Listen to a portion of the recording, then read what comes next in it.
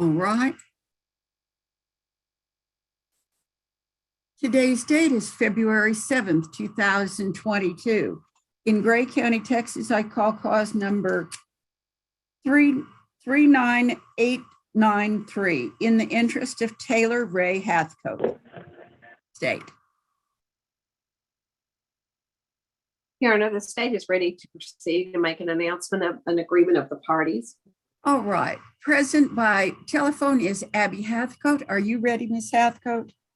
Yes, ma'am. Also present by audio and video is Warren Jenkins. Are you ready, sir? Mr. McClendon, are you ready to proceed? Your Honor. Okay. If you would listen carefully. Go ahead, Mr. Poyster. Thank you, Your Honor. This case was called for a hearing back in September, and the parties appeared. At that time, Mr. McClendon appeared with his attorney, Cody Pirtle, and a member of our office, an attorney, did meet with the parties, and a temporary order was agreed to and entered by the court. Since that time, Mr. McClendon's attorney, Mr. Pirtle, has withdrawn, and Mr. McClendon has appeared today representing himself and agreed to the following order, which would be a final order of the court. The parties are in agreement that the child support and medical support that were set in the temporary order will be finalized into the final order and will remain the same, those amounts, and the source of the health care will remain the same, government health insurance.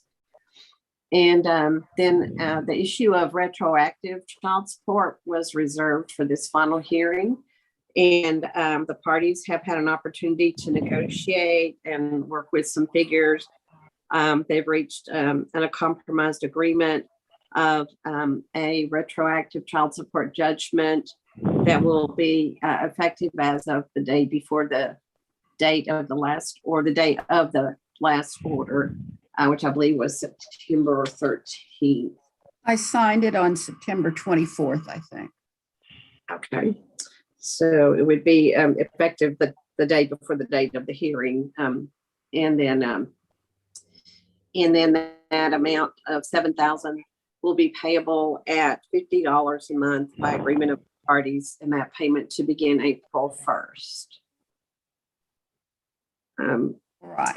Parties have worked well together. Hey, and you're I did tell Mr. Oh, go ahead, Abby. I think she's talking to us.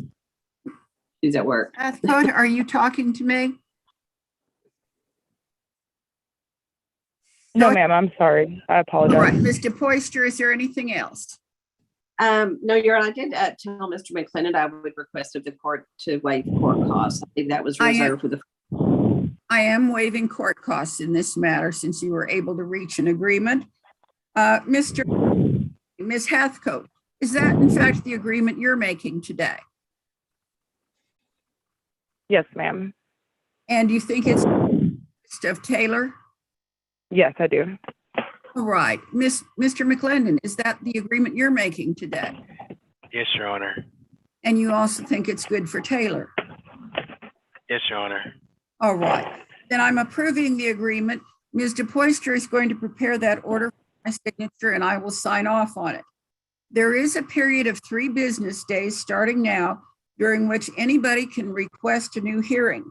If you do that, you get a new hearing in front of the judge, and he would start over and make his own decision.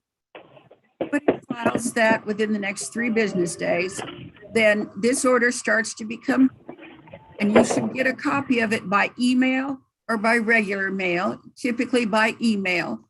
Do you have the parties' email addresses, Ms. DePoyster?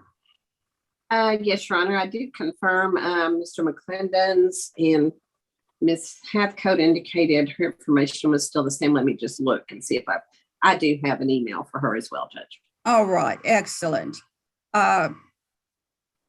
If you don't get a copy of your order within the next 2 weeks, give the Amarillo AG's office a call and remind them to send it to you, okay? Good luck to you both and to your families. Thank you so much.